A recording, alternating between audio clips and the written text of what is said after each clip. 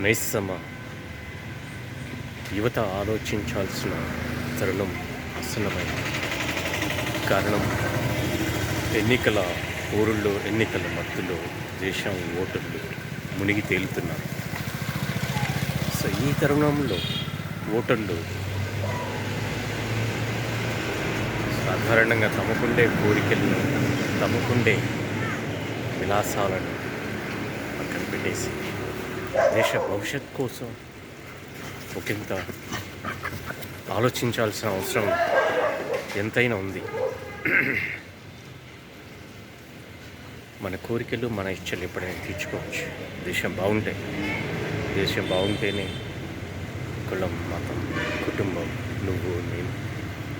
ఈ దేశ భవిష్యత్ కోసం కుతంత్రాలు పన్నుతో రాజకీయ నాయకులు రెచ్చగొట్టే విద్వేష ప్రకటనల పట్ల అప్రమత్తంగా ఉంటూ కులం కాదు, మతం కాదు, నీ స్వార్థాన్ని కూడా పక్కన పెట్టేసి దేశ భవిష్యత్ కోసం సమగ్ర ప్రణాళికలతో ముందుకొచ్చే రాజకీయ నాయకులు, వ్యక్తులను, పార్టీలను పక్కన చేర్చుకుని కులం, మతం, కుటుంబం కంటే దేశానికి ప్రథమ ప్రాధాన్యత ఇచ్చే పౌరులున్న దేశం సమూనూత్తంగా వర్ధిల్లుతుంది. మీ జర్నలిస్ట్ శ్రీను మీకోసం.